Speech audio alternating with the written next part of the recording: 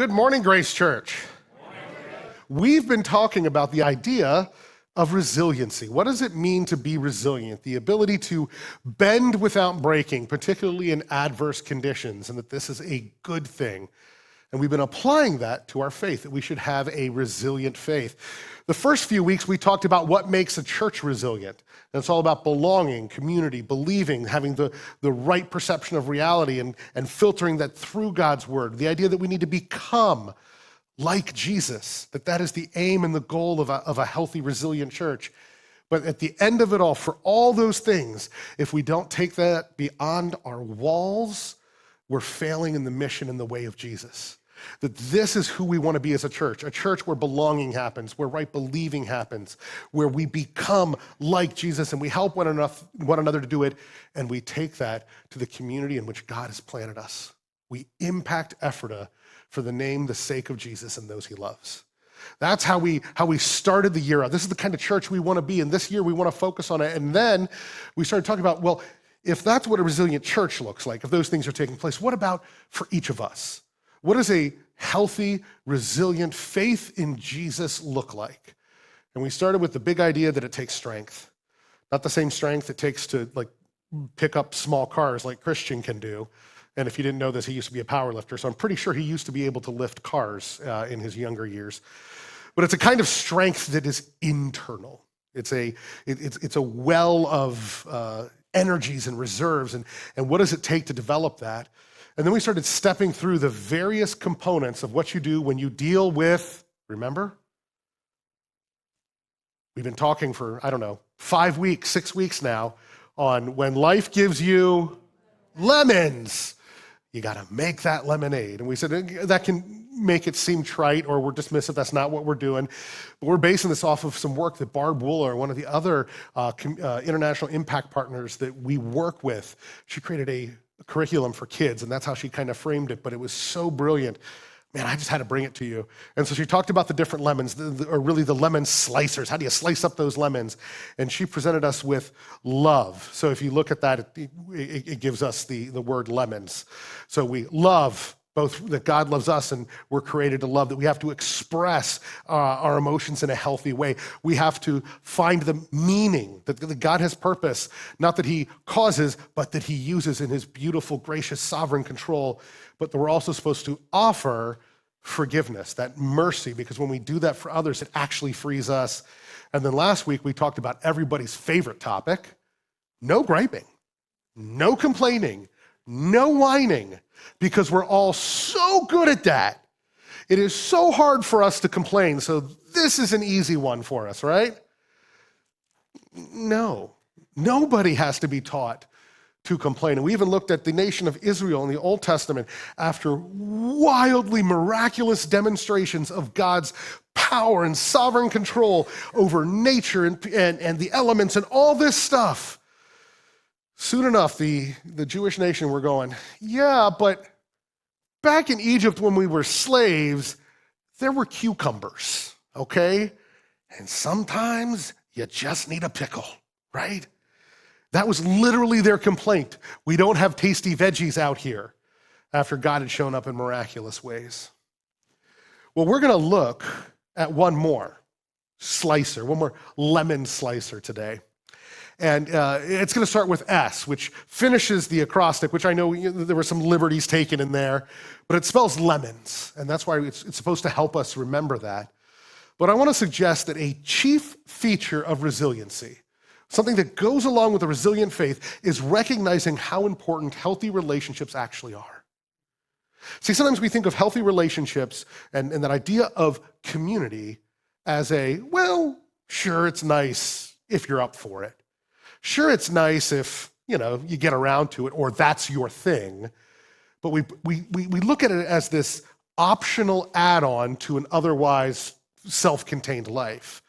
But I would suggest that in our brokenness, because all of us are in brokenness, all of us have been affected by and affect others and affect our world by our sin and by the sin of others. In our brokenness, we need the safety of real, healthy community to navigate life.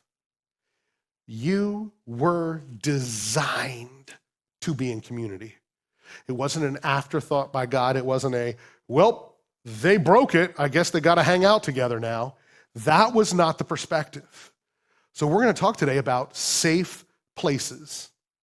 And I know for some of you who, clickety-clack on the keyboards there and you look up a bunch of social media stuff or you listen to the news a lot, you might be nigh upon triggered by me saying the words safe and place, or safe and space, because that phrase has been co-opted in some circles to allow for an absolute fragility of life.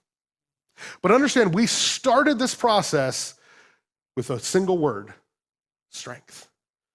So understanding our need for a safe place is not an expression of fragility, but an expression of the strength it takes to engage in it. Because it was designed for us before sin ever entered the world. So yes, we do need safe places, because that is the design. I would suggest it's the need. The need comes down to this: refuge, safe spaces, is not something that only exists because of suffering. Refuge is not something that you need just because the bottom has dropped out. I'll tell you, oftentimes that's when people actually maybe start looking for it. Well, man, like everything in my life has just, gone to stink. It's done. It's ruined. I don't know what to do. I just need some help. And then maybe we try to connect out a little bit. But I'm glad if you're in that spot and you're now reaching out. Yes, do that. But that's not the reason that refuge exists. It does now cover that because sin has entered the world, but there is a design behind refuge. And we see that because refuge happens in two vectors. It's a horizontal vector and it's a vertical vector. The vertical vector is between us and God, but there is also very clearly a horizontal vector between us and other image-bearing people. They're called humans. We were made for this relationship. It was baked into the design. And we see this in Genesis 2. Genesis 2 is kind of the expanded account of God creating humanity that we first encounter in Genesis 1.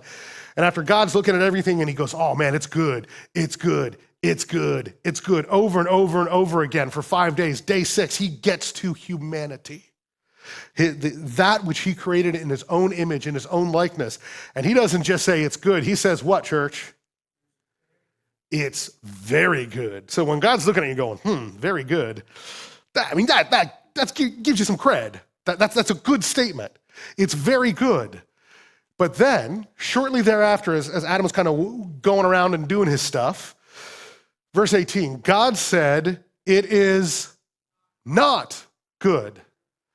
Now, has sin entered the world at this point? Nope. Adam and Eve haven't sinned. This is not after the sin and now God's good creation is spoiled. God is looking as part of his expanded account of creating, that allowing humanity to just exist in an isolated, alone situation, even though it was him and God, that there was a missing component to the very essence of the design of humanity. He said, it is not good that man should be alone. Therefore, I shall make a helper fit for him. And this is a beautiful word. I love this word, especially because, man, that translation ain't good, okay? We think of helper as servant. Like, I've got 3 little boys, right? I'll say, oh, who wants to be daddy's little helper today, right? And I'm really not asking for their help. I'm asking for them to tag along because I love them and I want to hang out with them. But I'm going to be doing all the work. They're not really helping, but they're there.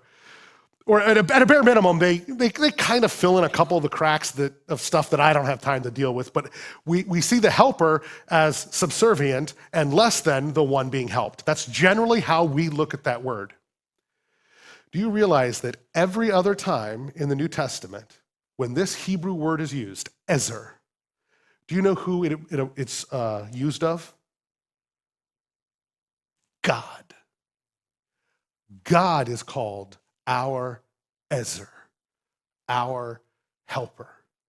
So, is God our little buddy Is he our subservient little guy that takes care of our light work? Oh, no, no, no, no, no, no.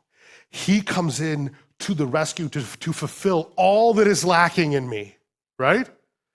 So this actually gives us a beautiful picture of God's design, even of the genders, of the sexes, of male and female. When there's a helper fit for him, this is that perfect complement to, man, shore up because you have stuff lacking and you cannot do it without the other. It is this beautiful, essential complement. That is what we were designed for. We can't do it alone. We need a helper. It's often used when you see it of God in times of rescue, when humanity or an individual is wildly in need of an intervention or death or destruction or bad stuff is going to happen, the helper will come in. That is the picture here. Humanity on the horizontal vector, on the horizontal level, with other people, we absolutely are designed to be in relationship with one another. We cannot function in his image and his likeness on our own. We need others. But, like I said, there's a vertical vector, and we see that lots of places. And here's one of those places where we see that word Ezer show up. This is Psalm 33, verses 20 to 22. Our soul waits for the Lord. He is our help, our Ezer, and our shield. For our heart is glad in him because we trust in his holy name. Let your steadfast love, O Lord, be upon us, even as we hope in you. Our very faith and trust and yearning for things to work out in all of life rests in the help that God provides. He is the one that we are trusting in, that we are hoping in. We were designed to seek refuge in the Lord. We were designed to seek refuge in the arms of one another. And this is displayed by none other than Jesus. It's displayed by lots of other people all throughout Scripture, but it is absolutely displayed by Jesus. This is in Mark 1:35. It says, rising very early in the morning. So by the way, if you want to be like Jesus, if you don't get up early, you're not like Jesus. Okay, I'm just telling you that. My wife's not in the room. I hope she listens to this later. If you don't get up early, you're not doing it like Jesus did, right? Well, no, but for him, this is the idea of before all the stuff of life. This is the idea of prioritizing. It says, while it was still dark, he departed and went out to a desolate place, a place removed from the hubbub, from the center of what would otherwise distract him, and there he prayed. If you've connected with us for any length of time, you've probably heard me define prayer as practicing the presence of God. And that's not unique to me. I've stolen that from a number of theological thinkers. Brother Andrew, I believe, is the one that kind of first coined it. But it's being aware of and practicing life, doing life as if we were constantly in the presence of God. And sometimes that means you have to remove yourself. But Jesus said, I need this. And in spite of all this wonderful ministry I'm doing, I need this refuge. And then we see even at the other end, because this is at the beginning of his ministry, at the other end of his ministry, when things were starting to unravel, he says he came out and went, as was his custom. So even at the end of his ministry, this is something that he regularly was doing, to the Mount of Olives, and the disciples followed him. They were with him. And then he asks them, he says, go ahead, sit here and pray. And it says that he withdrew from them about a stone's throw, knelt down, and he prayed. From the beginning of his ministry to the end of his ministry, he sought the refuge of coming before the Father, of looking to God and saying, I need you. I can't do this without you. And I love this beautiful passage here because the disciples were with him and he didn't go, come on, guys. It's just me and the Father. I don't need you. Y'all can scurry off. He's like, join me in prayer. And then he bows his own knee. We were designed for the horizontal, for the vertical. The need is there, that refuge is not something that only exists because of suffering. It is baked into the design of humanity, into our very DNA. We also have to look at the nature of what this refuge is supposed to be. And I would suggest that not every place that's comfortable is truly safe. At this point in the next, we'll look at what I would call pseudo-community. where it's, yeah, there's people gathering together, but it's not fulfilling what it means to be what God has designed it to be. And what I'm going to present is not exhaustive. Please don't hear that. Please don't go, okay, well, I looked at everything he said, and well, he missed this one. So clearly, no, I'm just looking at big features, practical features of what the Bible describes here for like the nature of what God intends for community based on what we see in Scripture. And some of these terms, again, have been co-opted in different ways. So if you're likely to say, oh, I read a word and I associate that with, so I'm going to now stop listening, try not to do that and try to look at the essence of what we're trying to communicate, okay? And the first one is affirmation, affirming of one another. And this is an incredibly biblical concept. We see it in 1 Thessalonians 5, where we're told to encourage one another and build one another up just as you are doing. Paul writes to these Christians. How do you live this Christian life there in Thessalonica? How do you do it? You encourage one another. Our communities are supposed to be places where when we are there, we're built up. If your community is a place where you leave feeling beat up and worthless, unseen, that's not real community. If you leave saying, yeah, that probably could have been an email, you're not being built up. You are not being encouraged. You need to find people. You need to find community. You need to build community where encouragement happens. It also has to be a place of expression. This is one of the things we've talked about, one of the lemon slicers. We need to express it. And this we find all throughout Scripture. Look Psalm 62:8. It says, trust in him at all times. Have faith. You can depend on him. You can believe he is who he says he is, O people. Pour out your heart before him. God is a refuge for us. God is our safe place. And that means that in his presence, and as a corollary, in the presence of his people, we can let it out. And I'll tell you that that's a tough thing to do in a lot of churches because we got to look nice. Got to button it up. We got to put the face on. I talked about this last week. We got to act like everything's okay. But the fact of the matter is, and I can say this because I am part of the human race, none of you are okay. The human race isn't okay because sin is real and sin hurts, and we hurt others as we're hurt. It is an endemic problem, and the world itself is broken, and we face the results of that. There are little breaks, and there are big breaks. We literally have two major wars happening in our world right now. People are dying by the thousands. My understanding of particularly what's happening with Ukraine, that between Russia and Ukraine, there are well over 1 million people that have died. Did you hear that? 1 million. That's wiping out Ephrata like 200 times over, just blasted out of existence. That's suffering. And when we go, no, praise Jesus, everything's great. Bless you. And this is how we try to go through life. Remember, I used that pressure cooker example. That's just pumping up the pressure in the pressure cooker time and time again and never hitting the release valve. You will eventually explode, damaging yourself and anyone around you. One of the most important things about having a healthy community is you can express when you're not okay. And that community sees you and affirms you. They encourage you. They build you up as you express yourself. But they also, because sometimes groups are real good at affirming, real good at letting you express stuff. Sometimes that happens. But we miss this next one, which is challenge. We don't tend to like this. This is one of the least favorite words I'm going to highlight next in all the Bible. Exhort. This is point out where you're wrong. Okay? Point out where one another is wrong every day. Man, that sounds like a negative Nancy. And yes, my son is raising his hand because he's extremely good at that. He lets me know my failings quite frequently, okay?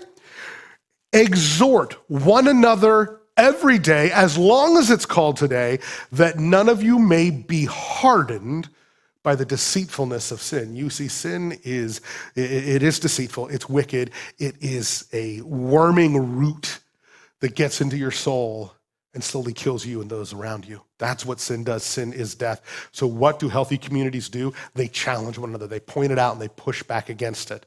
Not in a mean way, but one of the things we've confused love with, we think love means gently caressing.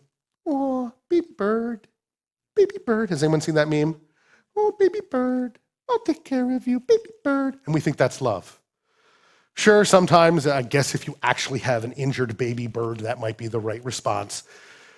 But generally for my kids, they don't always appreciate the love that I provide, because sometimes love means, son, you're doing it the wrong way.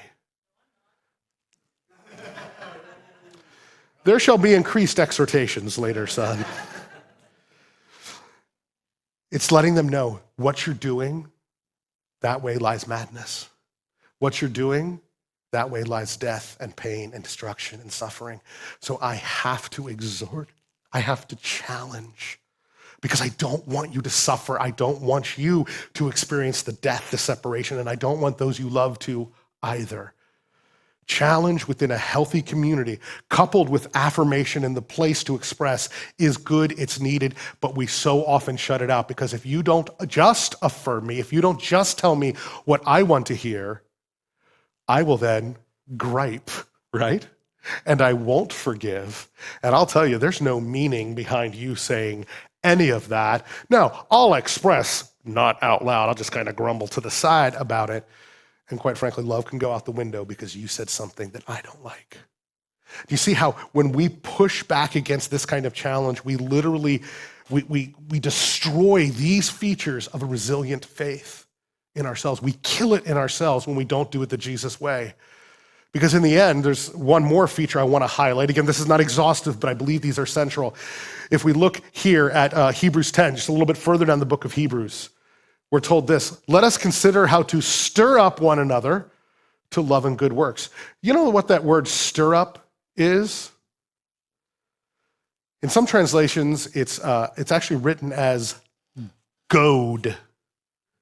It's the picture of something on the end of a staff, like a spike, or something attached to the back of a boot, like a cowboy would have, where when you have a stubborn animal that won't go where it's supposed to do, how do you get it to move?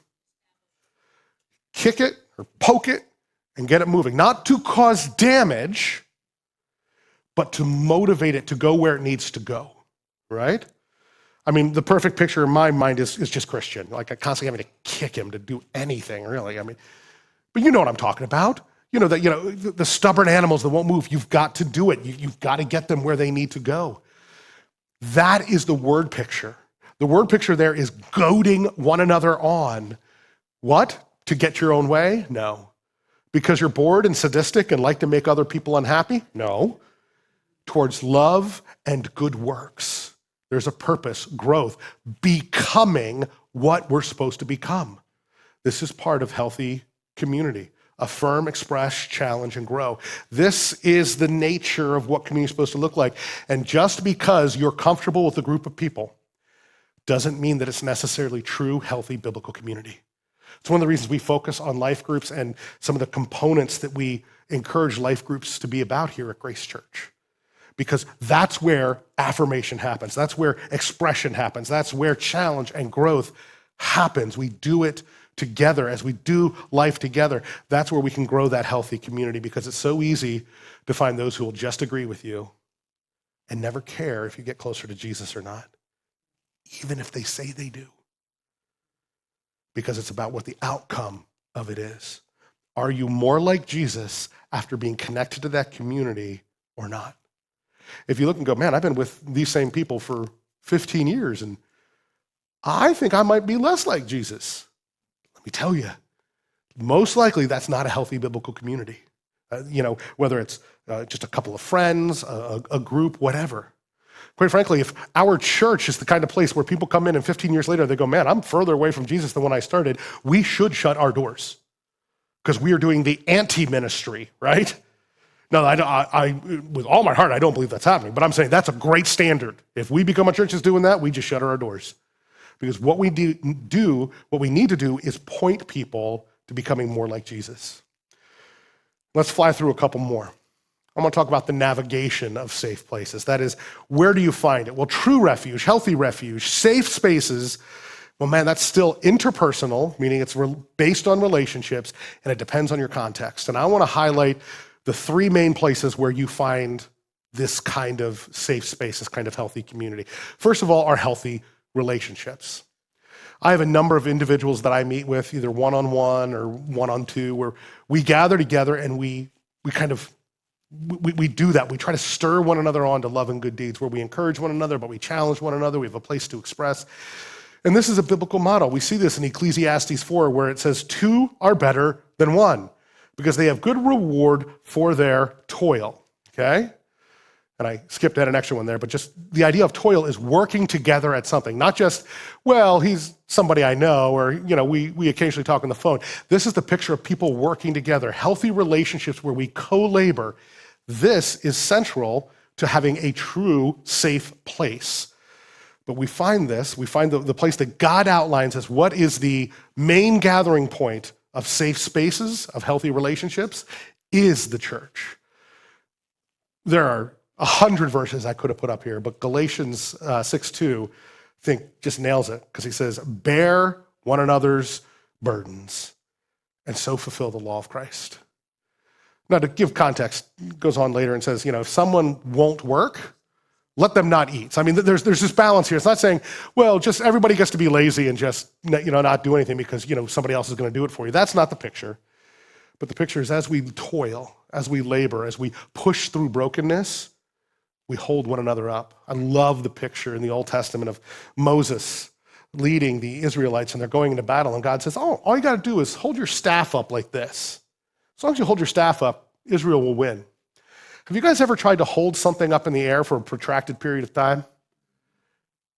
It ain't easy, and it starts to hurt, okay?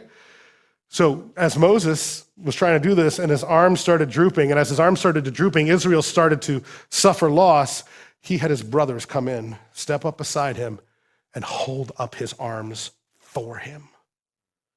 That is what God's family is supposed to do. We are to hold up one another's arms. We are to bear one another's burdens. This place, when we gather in part or in whole, we should be the place where the healthiest of all relationships take place. We need to be that kind of community where safe spaces are just constantly erupting within us. And the times like Sunday where we're all together, this is one gloriously safe space that points one another and the world at large to the glory and the love of Jesus. But kind of the capstone, the center of it all, for how we're designed in the end, all points back to God. That our ultimate refuge can only ever be in God. Yes, it is experienced, and we are expected to do it on that horizontal plane. We saw that from the very beginning of Genesis, but we read here in Psalm 91, he who dwells in the shelter of the Most High, that is my home. That is where I'm safe. He will abide in the shadow of the Almighty. I will say to the Lord, my refuge and my fortress, my God, in whom I trust. When my ultimate safety rests in the character, the nature, the person of the God who created me and loved me and holds the entirety of the cosmos in the palm of his hand, then I can know true safety, even when I live in an incredibly unsafe world. And that is the center of when we're trying to navigate these safe spaces. But from that, as we are made in his image and likeness, we expand out that safety through our influence. As we advance God's kingdom, we bring heaven to earth in our various locations to invite people in to experience the God whom we depend on, in whom we trust. That's how we navigate these places. It's interpersonal, one to another, and between us and God, and it does depend where you're at. It's not just any place. The ultimate safety is found in God and in his people. But there's also a nucleus behind it all. A healthy, safe space will always exist in tandem with purpose, and that's why we can say, like we did, that it all depends on that context.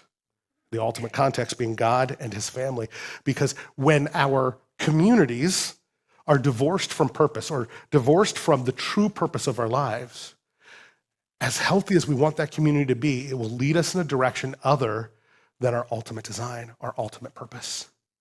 And when we act and we exist outside of it, we inadvertently bring suffering and damage into our lives. So I want to suggest 3 central purposes. Again, this isn't exhaustive, but I think 3 central purposes to what healthy community is supposed to be about if we're building a resilient faith. First of all, to recharge. Famous passage from Isaiah 40, those who wait for the Lord shall what? Renew their strength, get their batteries charged up. They'll mount up with wings like eagles. They shall run and not be weary. They shall walk and not faint. When we gather together in these healthy, safe spaces, it should be breathing life into us.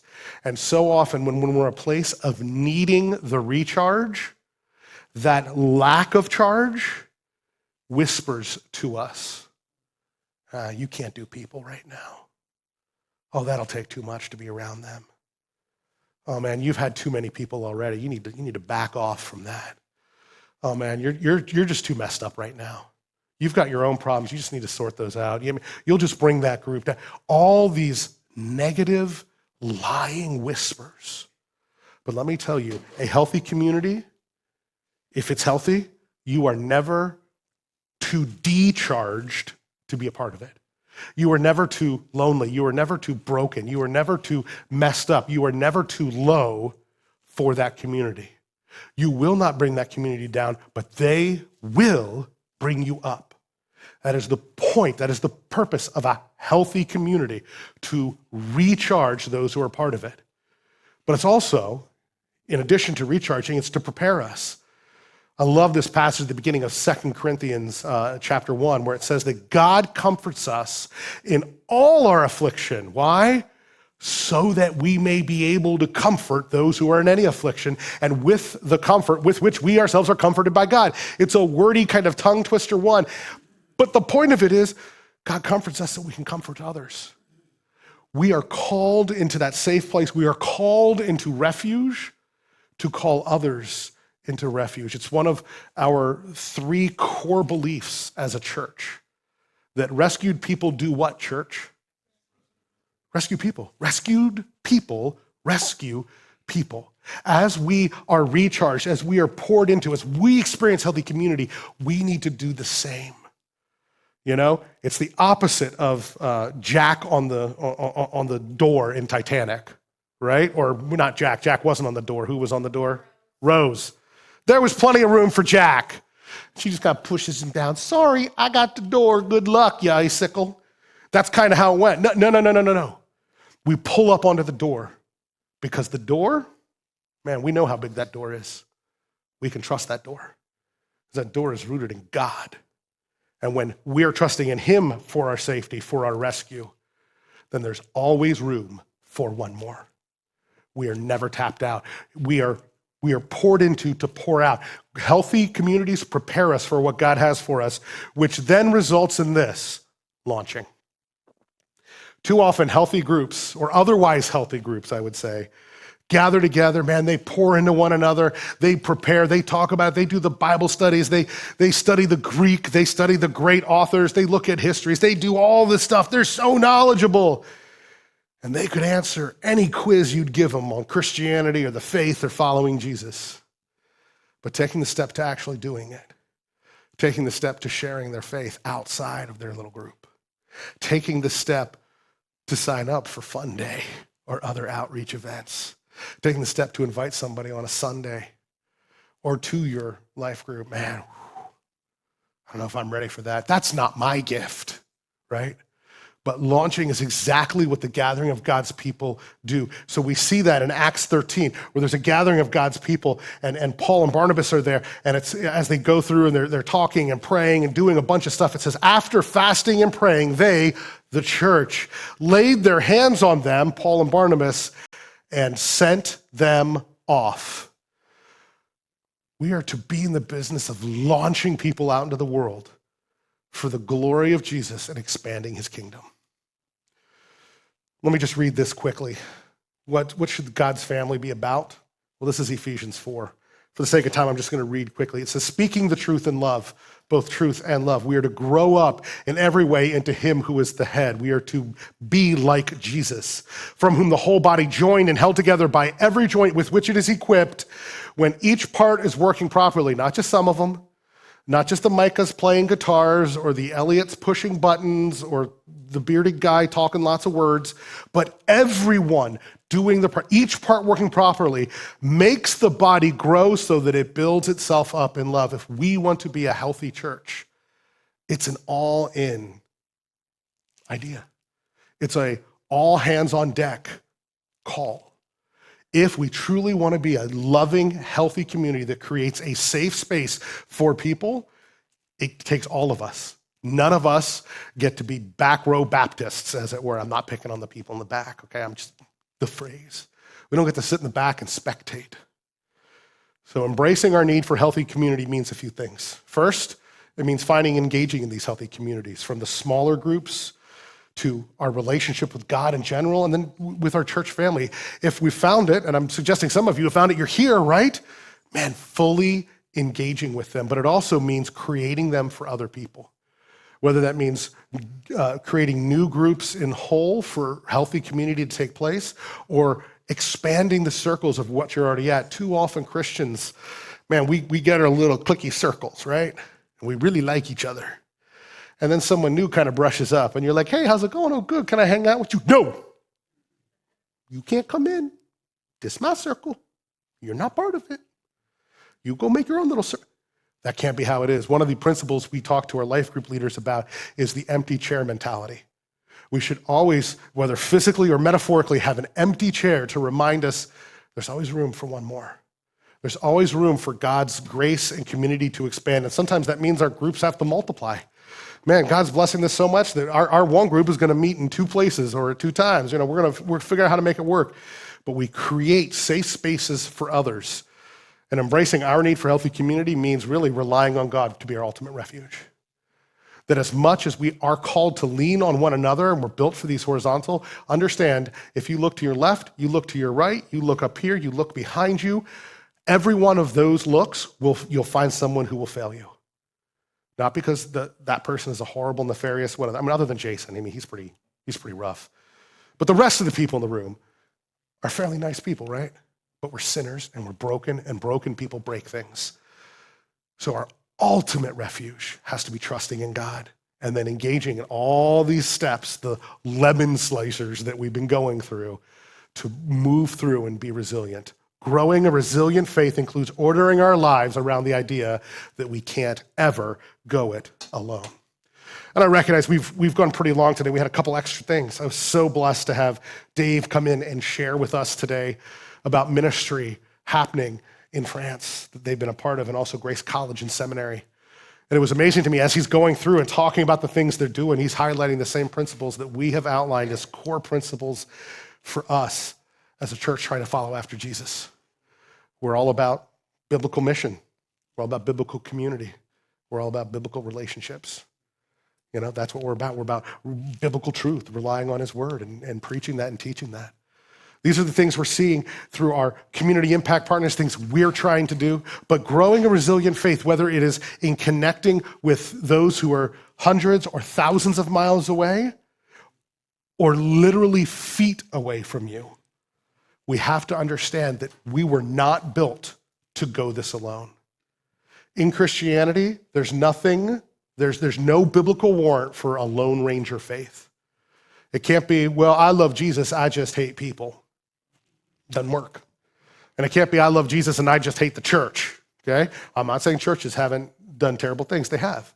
And if you've walked through the pain of church hurt, that's legitimate, and I'm more than willing to process that with you. But a healthy community is a place where we recognize that we can't go it alone, that we need one another, and we build those pieces into what it takes to be healthy and affirming, encouraging, where we challenge one another, where we grow to become like Jesus. That's what we're about. The faithfulness of God is the reason we can trust him for our refuge. I implore you today, trust in the one who not only can give you refuge, but wildly desires to give it to you.